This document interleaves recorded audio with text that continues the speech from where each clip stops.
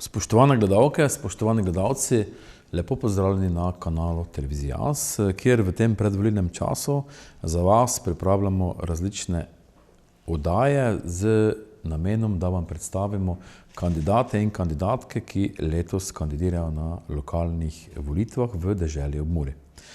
No, tokrat nas je pa v studiu obiskal aktualni župan občine Radenci, ki tudi ponovno kandidira za župana občine Radenci, to je gospod Roman Leljak. Lepo pozdravljeni v našem studiu. Lep pozdrav vsem vam, gledalcem, lepo, da smo skupaj. Gospod Leljak, kaj vas je prepričalo v ponovno kandidaturo za župana občine Radenci, čeprav nekako so morda nekateri mislili, da boste na tem stolčku samo enkrat? Ja dobro, vse je tudi možno, da samo enkrat. Glejte, jaz sem bil izvoljen pred 4 leti. Odločil sem se, da takrat pokažem sebi in tudi vsem, da se z neki občini dajo nekatere stvari premikati. Mislim, da smo to v občini Radenci naredili. Vse ključne projekte, ki so dolgo bili na raznih dnevnih redih občinskega sveta, smo realizirali. To predvsem mislim na čistilno napravo, mislim na telovadnico na Kapeli, postopek denacionalizacije in še kup drugih stvari, ki smo jih uspešno rešili in priznali vi ali ne, priznali vsi. Občina Radenci je v teh 4 letih dobila nek drugačen prizvok, drugačno sliko. Tista vizija, ki smo jo podali, da bo občina prijazna za bivanje, da bo občina prijazna za turizem, klasični turizem, zdravstveni turizem, športni turizem, smo naredili. V tej smeri smo delovali, pridobivali smo veliko sredstev in kar nekaj milijonov evrov nepovratnih sredstev smo vložili v razne projekte, se pravi čistilno napravo 4 milijone, v telovadnico 2,5 milijona, v nogometno igrišče in kompleksni center skoraj 1 milijon evrov in še drugih manjših projektov, ki so občino pripeljali v eno smer. Druga tukaj je tudi občina prijazna bivanja. Mi smo v tem zgradili 2 bloka, sicer z skupaj 35 stanovanji, ki so že naseljena. No, ravno prejšnji teden pa se je začela gradnja 110 novih stanovanj. Jaz mislim, da bi vsaka občina bila ponosna na to, da gradi 110 stanovanj. V občini Radenci gradimo in sem vesel, da se razvijamo. Bilo je tu različnih tolmačenj mojega županovanja. Eni so imeli pomisleke, drugi spet ne. Ampak začeli smo z 5100 prebivalcev, danes po zadnjem štetju nas je 5556. Od tega sicer nekaj še začasno prijavljenih, ampak približno 300 ljudi več kot pa pred 4 leti, kar pa si štejem kot uspeh. Pa kaj to pomeni, da so se ljudje preselili ali pa da so ti bili starši oziroma srednja generacija tako pridni doma? Mislim, da je bilo vsega. Imamo kar veliko novorojenih, veliko je tudi priseljenih ljudi, predvsem starejših iz drugih krajev. Selili so, kupovali so stanovanja, izgradilo se je, mislim, da 62 novih hiš, toliko je gradbenih dovoljenj pridobljenih. In vse to je pomenilo seveda več prebivalcev, kar je prav. Občina Radenci je na lepem mestu z svojo lepo zgodovino in v tej smeri seveda moramo nadaljevati. Kaj so tiste vaša glavna programska izhodišča, s katerimi nagovarjate tokrat volilke in volilce, ki bodo šli 20. novembra na volitve? Zelo enostavno. Oddelali smo prvi polčas enako, delovno, gospodarno, bomo delali še 4 leta. Radenski park je nekaj, kar bo v naslednjih 4 letih na nekem glavna točka. Gre za to, da bi želeli ta park ponovno obnoviti v tistem kompletnem delu. V tem času smo ga pridobili v last več kot polovico, čaka nas še ena polovica. Želeli bi biti lastnik, ga obnoviti.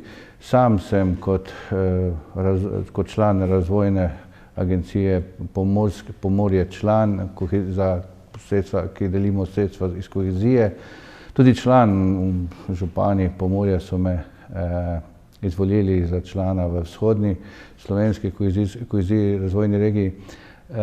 Tako da sem uspel in smo uspeli ne samo za občino Radenci, ampak za druge občine v naši regiji kar veliko projektov postaviti, zato da jih bomo do leta 2027 koristili evropska sredstva. Med njimi seveda tudi Park Radenci, na kateri je že, mislim, da 31. avgusta letos Razvojni svet Pomurja potrdil programsko izhodišče, da bomo za park namenili 4,5 milijona evrov. Ta denar bo pomenil, da bo park spet zaživel v tisti svoji lepoti in da bo svet cvetoči del celega Pomurja, ne samo Radencev. Zakaj so Radenci danes bolj znani po Titovi cesti kot mineralni vodi? Jaz ne vem, če so znani po Titovi cesti. To bi mogel vprašati vse novinarje, ki so z tega delali skupaj, in je škoda teh mojih minut za to čas. Mi smo takrat, ko smo reševali problem denaturalizacije, poskušali dobiti družino Šarić v Radence. To nam bi tudi uspelo. Prišla bi tudi ameriška ambasadorka, bil je odgovorjen datum 8. maj 2020. In ko smo pričakovali dr. Rudolfa Šarića, smo takrat odločili, da njegovemu očetu damo tudi ulico, saj je on tisti, ki je Radensko začel polniti. Žal se je potem zgodilo to, kar se je. Zgodba okrog Titove ceste je končana, tako bo, kot je, in naj tako tudi ostane. Gospodu Šariću smo zdaj naredili posebno obeležje in bo še dobil posebne obeležje v parku, tako da to zgodbo so več gradili novinarji, mi je nismo. Jaz sem v tistih mojih mladih rosnih letih, v 2. razredu osnovne šole, smo hodili v Radence na izlet in to je bila turistična meka, če lahko tako povem. Ves pomurski turizem je izšel praktično iz Radencev. Danes ne bi bilo ne Banovcev, ne bi bilo ne Moravskih Toplic, nič. Ampak po osamosvojitvi nekako je radenski turizem šel v zaton. Kdaj lahko spet v Radencih pričakujemo, da bo spet se nekako ta turizem v Radencih dobil neko tisto svojo vlogo, ki jo je nekdaj že imel? No, jaz mislim, da poznavalci 4-letne politike občine Radence so prepoznali to pot, da se že prebujamo, da smo naredili nekaj turističnih atraktivnih točk, ki pomenijo veliko za klasičen turizem, za športni turizem. Seveda je pa tudi zdravstveni turizem prisoten, ampak je žal vezan samo na zdravilišče Radenci. Zdravilišče Radenci je v lasti Sava Turizma in tukaj seveda tečejo pogovori, naše sodelovanje, ki je v zadnjem času zelo dobro. Vračamo poletje v Radencih, tako da vse stvari premikajo. Seveda bo pa težko nadoknaditi vse tisto, ko je Radenci bil SOST, ostale pa so bili tako imenovani TOZDI, te hčerinska podjetja, potem so se ta ustanovila in otroci so sedaj močnejši od staršev Radencev. Ja, Radenci morajo še dobro preživeti eno pot, da bi bili spet takšni, kot so bili. Seveda pa tukaj moramo sedaj iskati neke nove usmeritve, nove poti. Samo na starih idealih pa starih spominov se ne da živeti. K mineralni vodi seveda pa še vedno dobra kapljica. Kam gre to pridelovanje dobre kapljice v občini Radence? Vinogradništvo na Kapeli pač vse skupaj odvisno od zasebnikov, ki so dobri, od Kupljena, Belaka in vseh ostalih, ki mislim, da kar v redu poslujejo. Mislim, da jih je preko 15 v sami občini Radence, ki tudi samostojno prodajajo vino. Naredili smo vinsko fontano na Kapeli, ki ima lep obisk. V parku načrtujemo še vodno fontano, ker bojo lahko obiskovalci poskusili vodo z magnezijem, železom in ostalimi vodami, ki jih pač v obilju je v jedrih Radencev. Tako da delamo neko zgodbo, ki bi bila prepoznavna, to pa seveda nismo mogli oziroma ne moremo samo v teh 4 letih, zato pričakujemo in verjamemo še v drugi polčas, da nekaj naredimo, potem pa bo verjetno treba iskati tudi pomoč v enih mlajši generaciji, enemu mlademu županu, ki bi nadaljeval pot Radencev. Sami ste omenili mlade, vemo, da nekako prihodnost stoji na mladih. Kaj ponujate mladi generaciji? Seveda, mladi generaciji ponujamo veliko, prav zato, ker gradimo veliko stanovanj, ki so dostopna mladim družinam, tudi po cenah. Gradimo ceste, ki bojo hitro Radence povezale z Mursko Soboto, z Mariborom in dalje. Danes se veliko dela doma, nadaljavo in vse skupaj in mladi bojo imeli priložnost iskati stanovanja v enih mirnih Radencih in delati od doma v nekih večjih podjetjih doma in tujini. To je neki cilj, ki bi ga radi zastavili, ki bo pa tudi v bodočnosti veljal. Ne bomo vedno hodili v službo ob 7 pa končali ob 3, ampak bojo te službe v bodočnosti malo drugače in mi želimo biti pripravljeni. In mladi pač in vsi v Radenci vidijo to mirno mesto, priložnost uživanju v termalnem kopališču in seveda v tej okolici, ki je zelo raznolika, je pa tik ob avtocesti. Ena skupina, ki se nekako v zadnjem obdobju izpostavlja, pa je tudi iz dneva v dan tudi številčno bolj močnejša, oziroma v odstotkih, se pravi, smo družba, ki se stara. Kako vi gledate na to starejšo populacijo, oziroma kaj ponujate tudi tem starejšim ljudem, upokojencem, da nekako živijo neko kvalitetno življenje v vaši občini? V Radenci imamo 1365 ljudi, ki so starejši od 65 let. Ni to mala številka, vsi ti ljudje niso večni elektroniki, vseh tem novim računalniškem in seveda prilagajamo vse možno, da bi bilo njihovo življenje čim lažje. Tako smo tudi sedaj, ko smo obnavljali center Radencev, naredili posebno cesto do same pošte oziroma tam, ko je bila banka, da starejši ljudje prihajajo.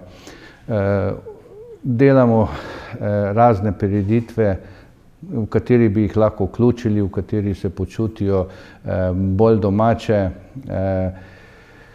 Prilagajamo projekte, tukaj predvsem mislim na nesrečno Kapelsko klet, ki mi jih je žal moja opozicija v prvem letu zavrnila, da jo kupimo. Sedaj tudi moja konkurenca bi to obnavljala, ampak nažalost sedaj je lastnik banka in bo treba zadevo prej kupiti od banke, pa je potem obnavljati.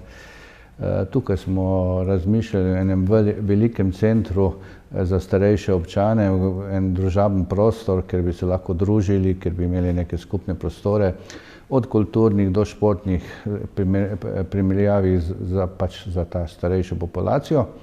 In ta projekt še vedno odprt, žal, bo treba najti prvo zgradbo odkupiti in potem jo obnoviti. Tako da je tukaj veliko teh, v Radencih smo sedaj, načrtujemo pri sami šoli, vmes med srednjo in osnovno šolo in tudi takšen športni center, ki ne bo za profesionalne športnike, ampak ravno za amaterje, za starejše, mlajše, da bojo lahko še na mizni tenis, ki bojo lahko posedeli, se pogovorili in tako dalje. V tem smislu je pač treba delovati, seveda pa je potrebno še naprej razmišljati o tem, da bojo ti občani varni, da bomo imeli pod kontrolo ceno vode, da bomo imeli pod kontrolo ceno odvajanja in čiščenja, da bi bili materialno čim bolj, kako bi preskrbljeni in da bi preživljali mirno starost. Gospod Teljak, čas za najin pogovor je potekel. Za zaključek še sporočilo občankam in občanom občine Radenci oziroma tistim, ki se bodo v nedeljo 20. novembra pri vas odpravili na volitve. Jaz upam, da se bo čim več ljudi, od naših občanov udeležilo, da boste prišli na volitve. Pomembno je, da ponovimo drugi polčas, da naredimo še enkrat to, kar smo naredili v teh 4 letih in potem bo nam veliko lažje, naše mesto bo veliko lepše Verjamem, da ste prepoznali v mojem in delu mojih sodelavcev veliko vnemo, požrtvovalnost, hotenje, da naredimo nekaj in obljubim, to bomo ponovili. Pridite na volitve, več ko vas bo, lažje bomo zmagali.